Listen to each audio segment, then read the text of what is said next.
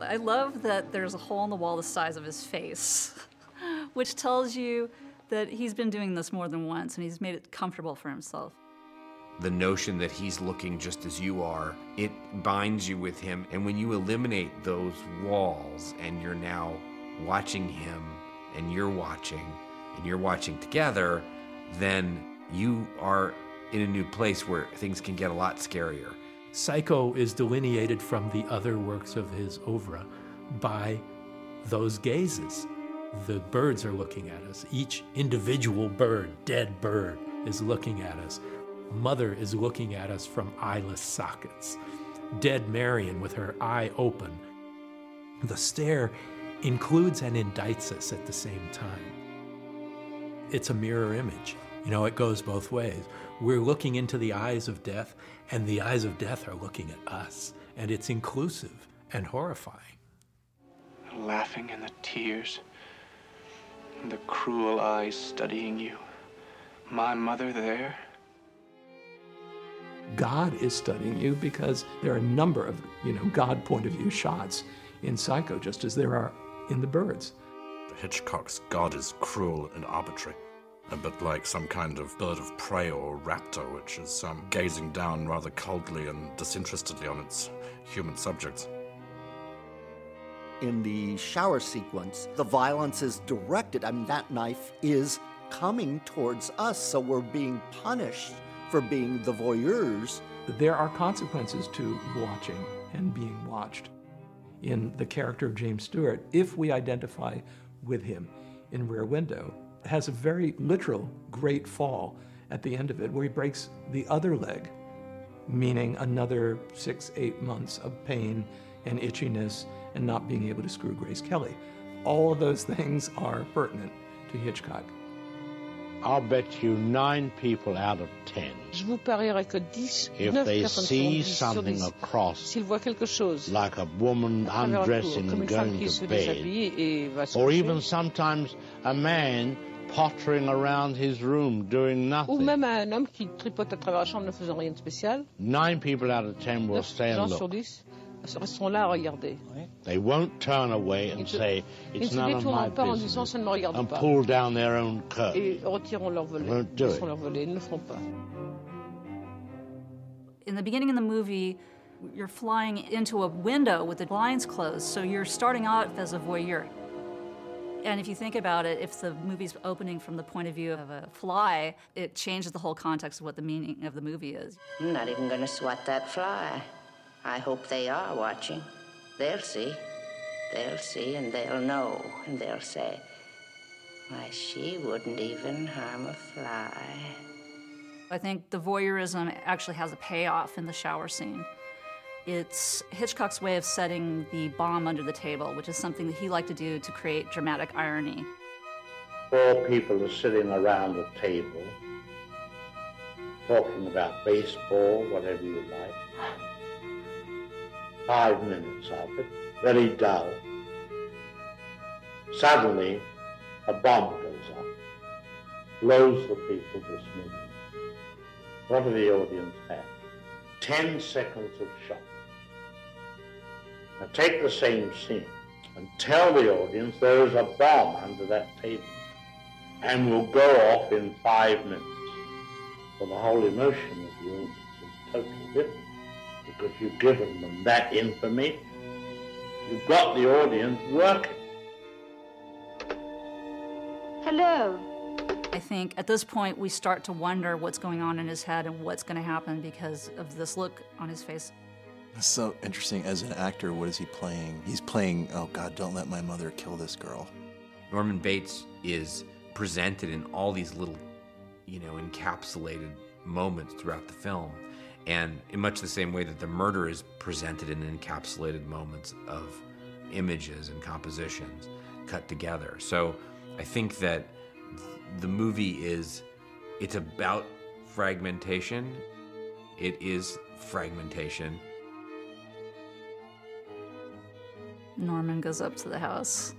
It's very important that the audience sees him leave because he is reacting to a third character that we think is in the house, Mother, but that is really in his mind. He goes to the stairs and he looks up and he looks like he's sad because he realizes Mom's not at home upstairs. And he goes and flops into the kitchen like a dejected little schoolboy. And he sits there like, oh, rats, I can't have dinner with the lady I want to have dinner with.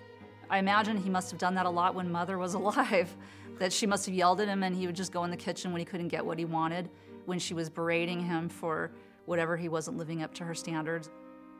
There's a lot one could say about Hitchcock mothers.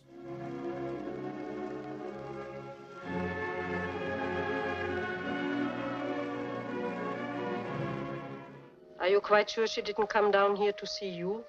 To capture the rich Alex Sebastian for her husband? Now get shaved before your father gets home.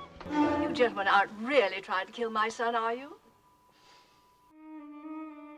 When you talk about what is sacred in America, people talk about mom and apple pie.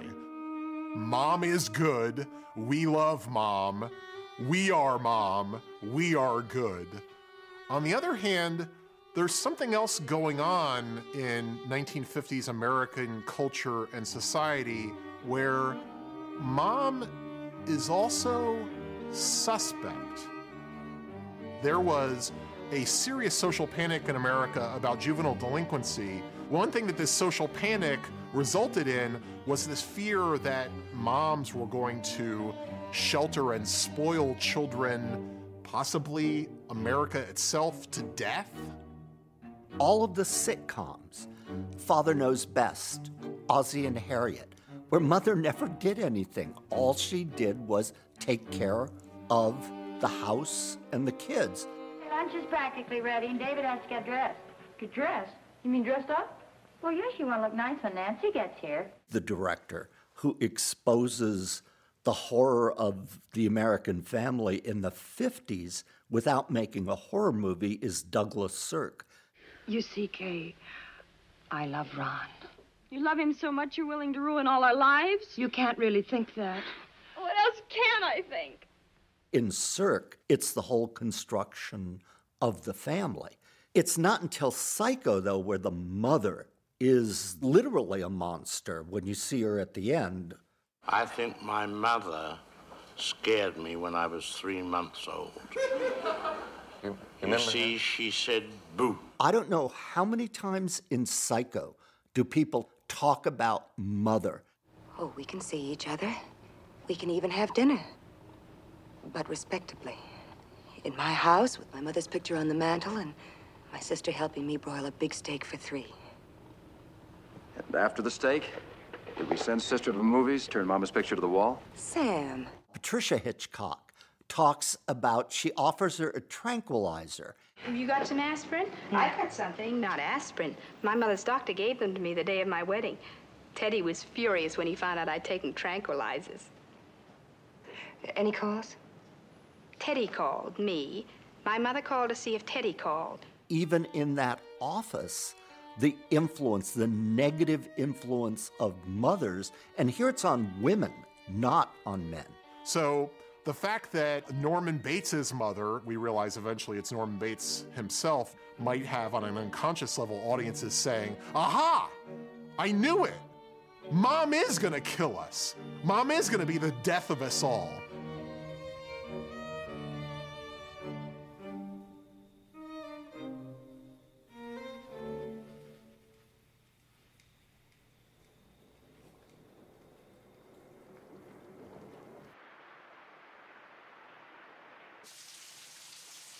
Okay, once more into the breach. Back to the primal moment.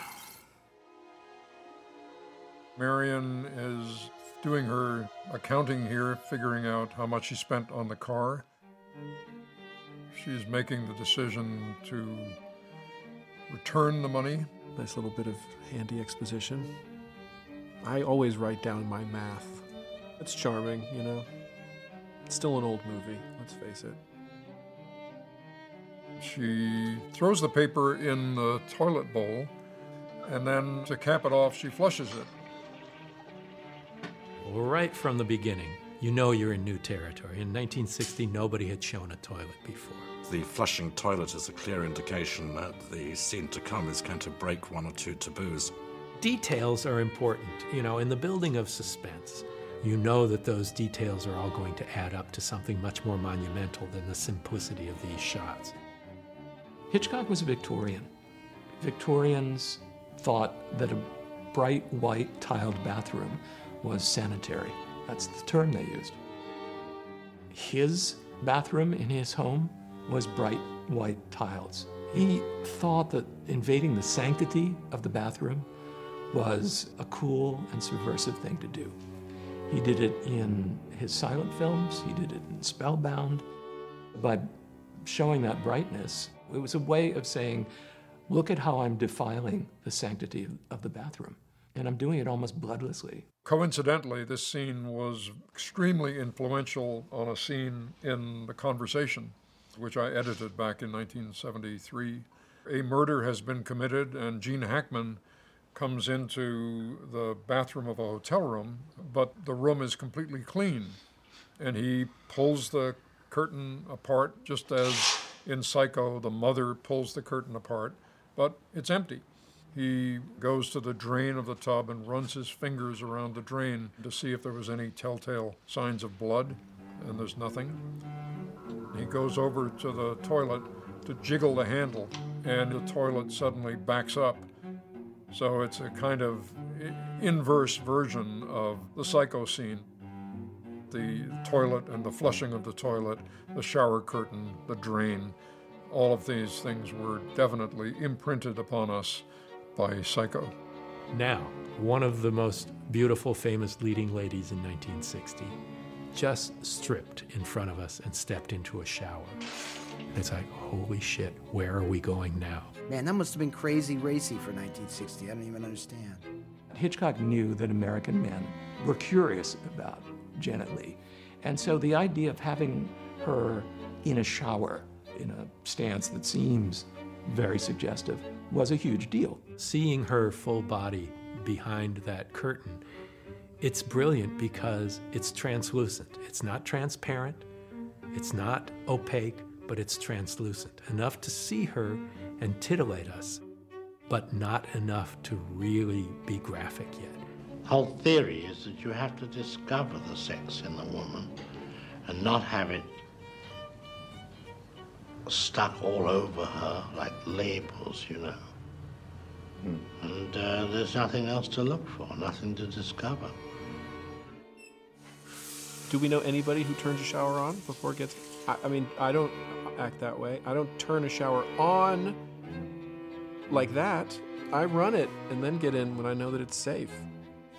And look at that almost sexual expression on her face. She's being rained upon, and it's cleansing, it's warm, and she's happy, and she's like made up her mind. The natural sounds kind of put you in the perspective of, you know, we all become Janet Leigh, but not as attractive. Through other movies like Rear Window and Birds, he knows when the lack of music can be as effective as music.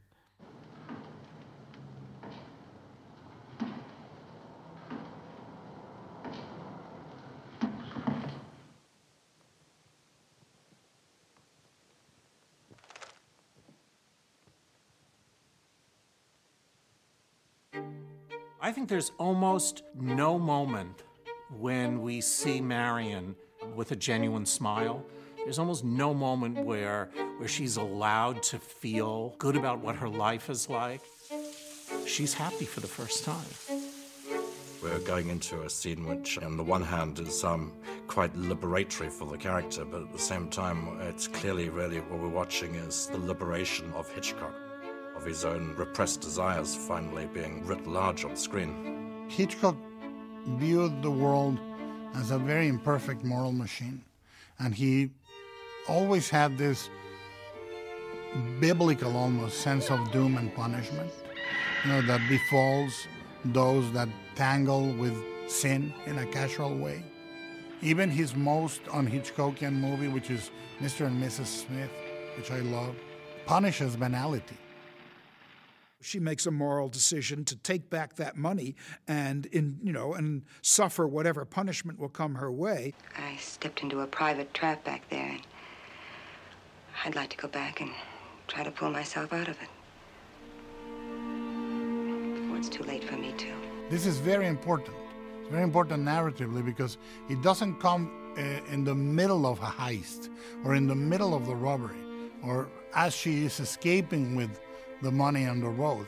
And it turns out, bang, it doesn't make a damn bit of difference because the universe doesn't give a shit. And I think that is a true sign of his Catholicism and his sense of doom about a sin that cannot be washed away, literally, with water.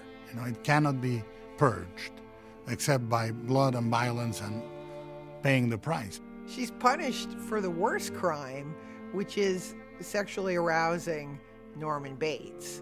You know, you get this strain again and again. I mean, think of Strangers on a Train, where Robert Walker, you know, strangles this poor girl. Again, what does he strangle her for? Because she's a loose woman who is in Farley Granger's way. I mean, that's a foreshadowing of Psycho. That's her point of view of the shower that puts us, the audience, as if we're in the shower with her. It makes us feel just as vulnerable as she is. It's spraying at us and it's creating a sonic curtain. She can't hear him coming. Gee, I'm sorry I didn't hear you in all this rain. And that's why that shot is bad news. You know, the shots change in their level of symmetry during the course of the sequence. That's order at the beginning, and then oddly it'll be echoed by the eye in the drain and Norman Bates's peephole through his office, and those things start to rhyme after a while in a great way. How do you point a camera at a shower head without the lens getting sprayed? Move the camera back enough, plug some of the holes so that the spray shoots outward. Very simple and elegant solution. There's nothing unusual about the pacing here. It's at a rather leisurely 4.5 seconds per cut on average. So it's a calm before the storm, let's say. Now here's what I would call a strange cut, what I call the wet hair cut, which is her washing herself with her head tilted back, and then it suddenly cuts to the same kind of an angle, really a jump cut, except now her hair is completely wet. This would give the lie to somebody who said, this scene was shot exactly as the storyboards were done, because you never would storyboard a moment like that. You think you're going to be watching her go through the whole process in real time, but that cut jumps you ahead. It feels very bold and confident. Now we cut to the shower head, but it's a side angle on the shower head, not this sort of subjective point of view. When we were looking at her, she was facing left to right, away from the shower. And when we cut back to her, we come around to the other side of the stage line. What's behind her now is the shower curtain, not the wall. And now there's another cut. Again, it's a kind of awkward jump cut. Objectively, there'd be no reason to do that. But it's unsettling because there's a big empty space, which is itself unsettling. What is going to fill that empty space? The audience starts to look over into that negative space and feeling like, why am I looking over here? The door opens, you see the shadow, and then Norman's figure, and that's the mounting terror, where you say to yourself, oh my God, and that is the difference between suspense and surprise. The idea of menace in a shadowy figure, I think that's Hitchcock's fear. Who is the menacing figure in Alfred Hitchcock's own life? By the time he gets to Psycho, that person is unleashed. Here you see Margot Epper, the stunt woman, coming toward. How do you not reveal who that is? I've been taking the rap for that sequence for 20 years now, but that's not me behind the curtain. I was in New York that day rehearsing a Broadway show. Every time they kept shooting it, you kept seeing the stunt woman's face. One of the makeup men decided, what if we blackened her face? And so they tried that a couple of times, and they went darker and darker and darker until they achieved that effect. I talked with Janet Leigh about what she thought she saw coming at her, and she clearly saw Norman coming at her, and that's what she played. So the reality for her was, I'm going to die this way by this person who tried to befriend me, and I tried to be polite to. They're very kind. It's all for you. I'm not hungry. Go ahead. It really does lend an extra air of horror and pathos to that moment. And that wallpaper in the background, The Shining, so many horror movies try to have that like perfect Hitchcock Bates Motel wallpaper. This floral pattern that juxtaposed with this black silhouette of the knife and the hair of Mother, it's really, really terrifying. The shape always kind of tortured me. Almost like a weird mushroom-shaped head. I don't know, kind of lame to me for some reason. I'd always wished that this shot looked a little scarier.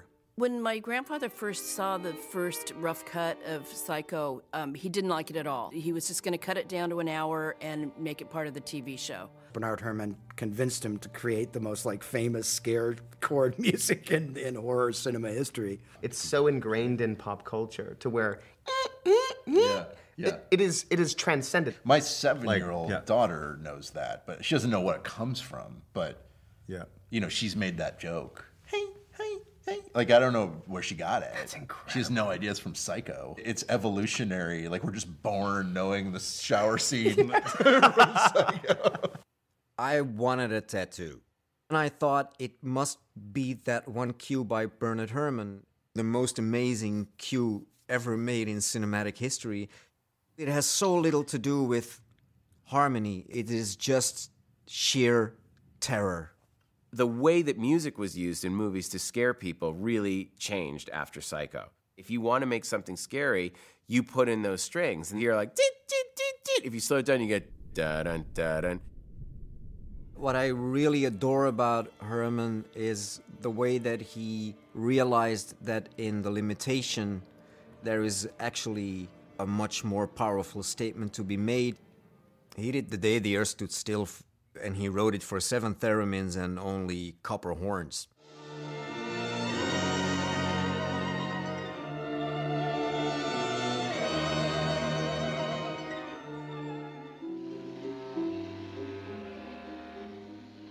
Herrmann wrote Living Doll, which I think is one of the best scores that they had on Twilight Zone.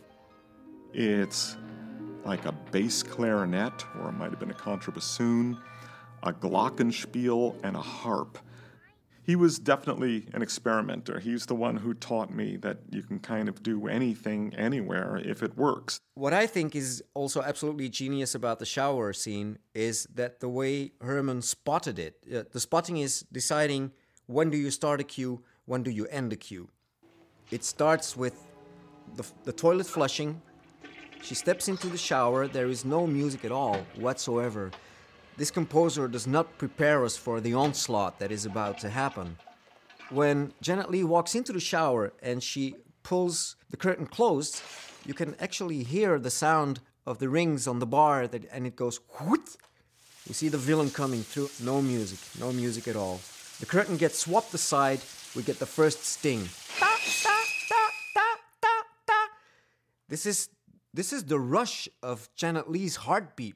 From the moment that we, as an audience, completely realize, okay, this girl is being brutally butchered here, and we see this, and the music goes, ba-bum, ba-bum, ba-bum. She falls to the floor, the heartbeat slows because she's dying, and then in her last gasp, that music basically leaves her, and all we have is the sound of the falling curtain and her head smacking to the ground. How genius is that? That's Herrmann.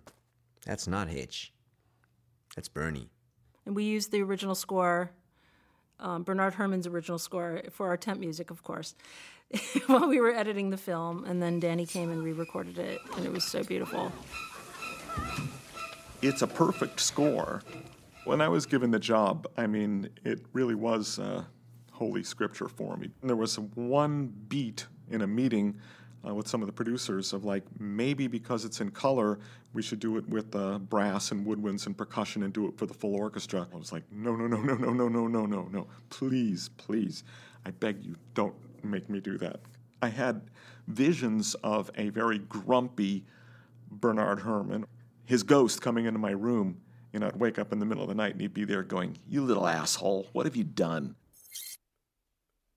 A knife is raised up, and now the murder scene begins, and the pace of the cutting, it's going to shrink dramatically.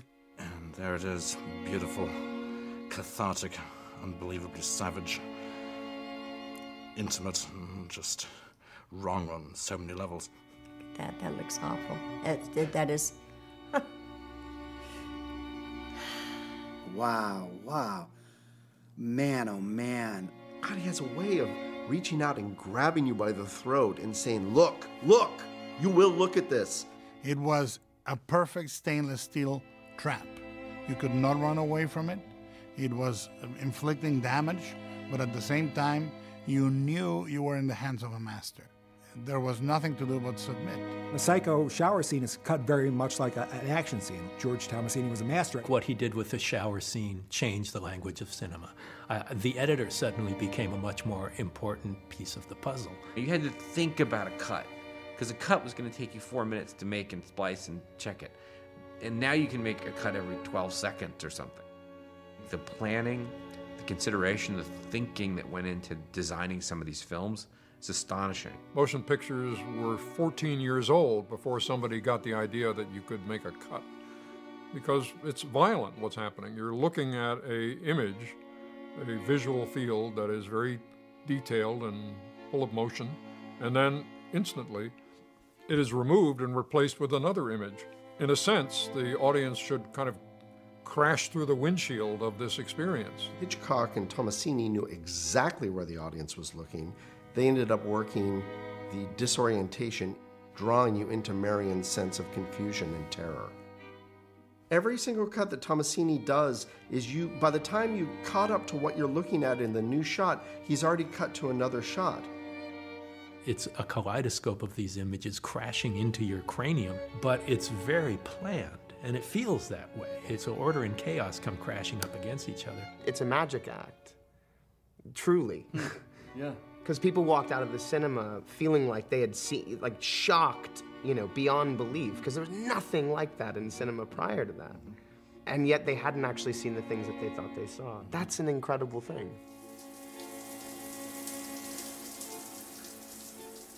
The use of the sound effects that are, I think, a huge contributor to the violence of the scene.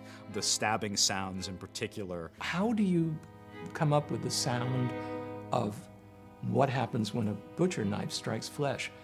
The sound man came up with the idea of, what about a knife stabbing melons?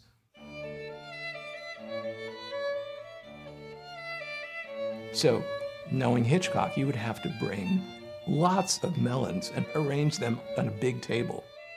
There'd be Crenshaw melons and any kind of melon that you can imagine of very, very different sizes. So I think they had about 2 dozen and some backups. So there's the prop man stabbing melon, next melon. And so by the end of it, Hitchcock knew the one that sounded most like sinew and sounded the way he thought it should sound. So when they were through demonstrating all of these different melons, all he said was, Casaba. That's all they needed to know.